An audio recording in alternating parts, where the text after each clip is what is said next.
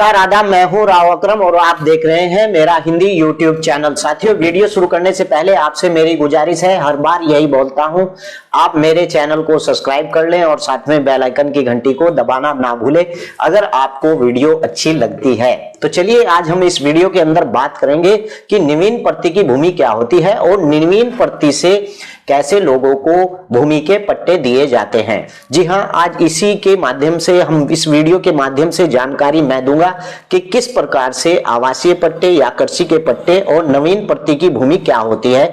तो चलिए वीडियो शुरू करते हैं, लेकिन उससे पहले आपसे मेरी गुजारिश है कि डिस्क्रिप्शन में मेरा मोबाइल नंबर है। अगर आपको इस वीडियो को देखने के बाद मुझसे कोई जानकारी प्राप्त करनी है तो आप मुझे कॉल भी कर सकते हैं।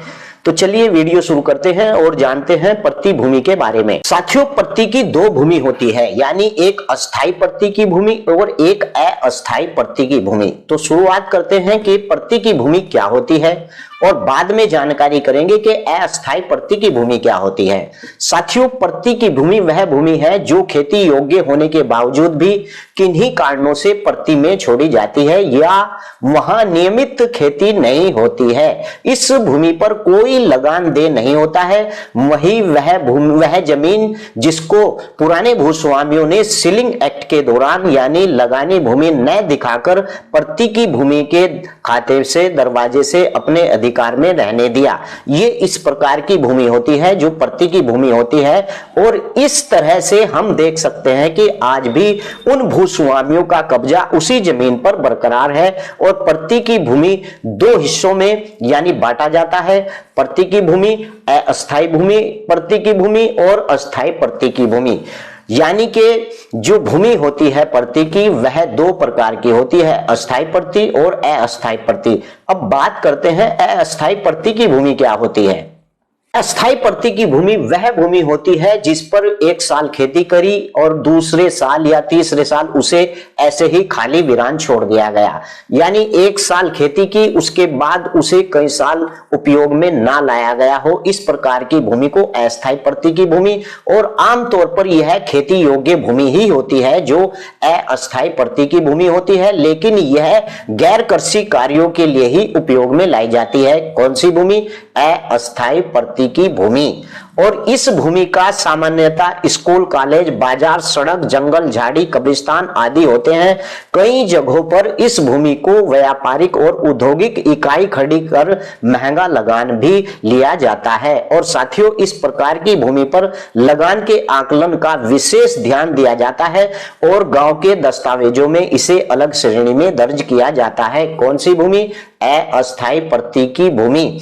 कुछ एक प्रांतों में इस भूमि को गैर मजरूआ जमीन भी कहा जाता है, यानी कुछ प्रांतों में इसे क्या कहा जाता है? अस्थाई की भूमि, और कुछ प्रांतों में इसे गैर मजरूआ भूमि भी कहा जाता है। लेकिन वहीं पर अस्थाई प्रति की भूमि वह भूमि है जो जोती जा सकती है, लेकिन आमतौर पर इसे खाली ही छोड़ दिया जाता है और यह भूमि अनउपजाऊ भूमि होती है। कभी कभार घास वगैरह उगाने हेतु और जुताई कर दी जाती है। प्रति भूमि का बड़ा हिस्सा ग्राम पंचायत के अधीन भी होता है, जिससे लोगों को पट्टे दिए जाते हैं जो अधिकार दस्तावेजों में दर्ज होता है। यही वह जमीन है जिसका कुछ भाग वन लगाने के लिए विभाग को दिया जाता है और भूमिहीन यानी किसी अन्य व्यक्ति को भी जमीन के पट्टे इसी भूमि से दिए जाते हैं। मैंने बताया दो प्रकार की भूमि प्रति की होती है, एक अस्थाई प्रति की भूमि और एक अस्थाई प्रति की भूमि।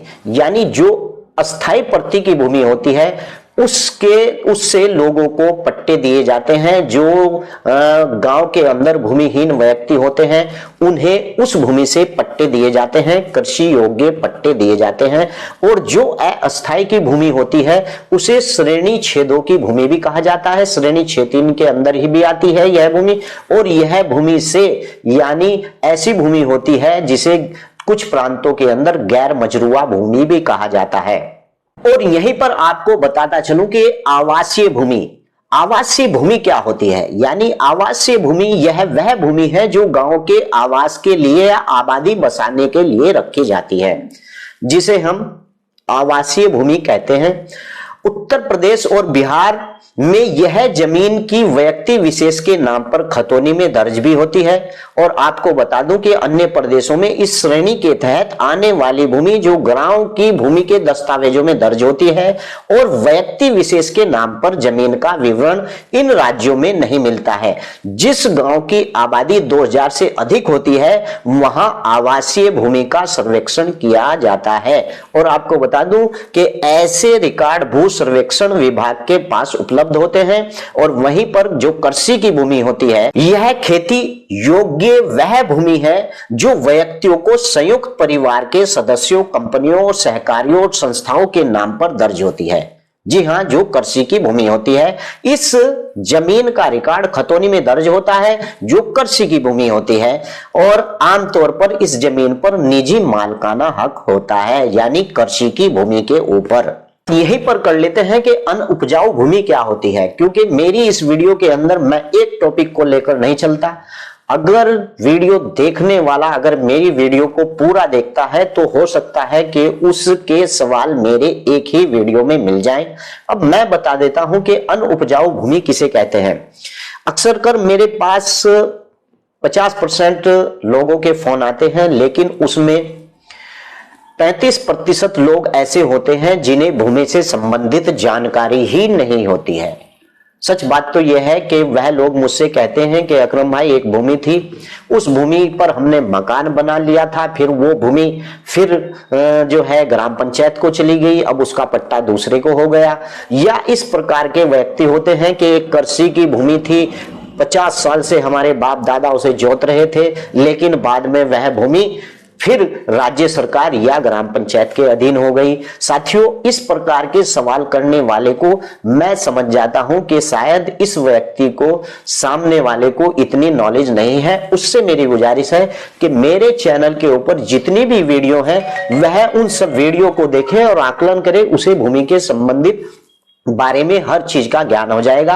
क्योंकि मैं वीडियो ही नहीं बनाता हूं, मैं एक वीडियो बुक बनाता हूं, जिससे कि वीडियो देखने वाले को इस बात की जानकारी हो कि भूमि के अंदर कौन से कानून है और किस प्रकार की भूमि के ऊपर मालिकाना हक मिलता भी है या नहीं मिलता है। तो चलिए बात करते हैं अनउपजाऊ भूमि। यह वह भूमि है जिस पर खेती नहीं की जा सकती, यानी अनउपजाऊ भूमि। जी हां, ये वही भूमि है अनउपजाऊ जिस पर खेती नहीं की जा सकती और इसलिए इसका लगान नहीं वसूल किया जाता है, जो अनउपजाऊ भूमि होती है। यह भूमि सामूहिक होती है और हर एक के लिए उपलब्ध होती है। वहीं पर बात करते हैं देरा और कछार की भूमि। देरा कछार की भूमि क्या भूमि होती है? कुछ कुछ राज्यों में इसे देरा कछार की भूमि बोलते हैं, कुछ कुछ राज्यों में इसे अलग प्रकार से बोलते हैं। यह वह भूमि है जो नदी के तल के बहाव की वजह से बनती और बिगड़ती रहती है। ऐसी भूमि को देरा कछार की भूमि कहते हैं। और उत्तर भारत में अधिकांश क्षेत्रों में देरा कहते हैं। यहां जिला कलेक्टर के अधीन होती है और इस जमीन की नीलामी की जाती है। देरा जमीन का लेखा जोखा सर्वे विभाग के पास में होता है। यहीं पर मेन बात करते हैं कि चारागाह की भूमि क्या होती है। साथियों, एक वीडियो के अंदर सब कुछ बता देना मैं इसलिए अच्छा समझता हूं ताकि अगर कोई व्यक्ति भूला बिसरा मेरे चैनल के ऊपर आ गया तो उसे पता चल जाना चाहिए कि चारागाह की भूमि क्या है, अनउपजाऊ भूमि क्या है, नवीन प्रति की भूमि क्या है, अस्थायी प्रति की भूमि क्या है। तो चलिए बात करते हैं चारागाह की भूमि। चारागाह की भूमि यह वह सार्वजनिक भूमि है जहां ग्रामीण मवेशी चराने और चारा काटने का काम करते हैं। जी हां, इस जमीन का ब्यौरा गांव की संपत्ति रजिस्टर में दर्ज होता है और यह भूमि ग्राम पंचायत के अधीन मानी जाती है। ऐसी भूमि को विभिन्न स्थानों पर गोचर के गोरान आदि नामों से भी जाना जाता है और इस जमीन के रखरखाव और विस्थापन की जिम्मेदारी ग्राम पंचायत की होती है और स्थान विशेष विशिष्टताओं के तहत इसके उपयोग के नियम भी बने हुए हैं। इस प्रकार की भूमि को चारागाह की भूमि कहते हैं। आशा करता हूं कि आज की वीडियो से आपको बहुत कुछ जानकारी मालूम हुई होगी। अगर फिर भी नहीं आपको मालूम हुई है तो डिस्क्रिप्शन में मेरा मोबाइल नंबर है, आप मुझे कॉल भी कर सकते हैं और जानकारी ले सकते हैं। तो चलिए अगली वीडियो में फिर हाजिर होता हूं। जय हिंद, जय भारत, खुदा हाफिज़।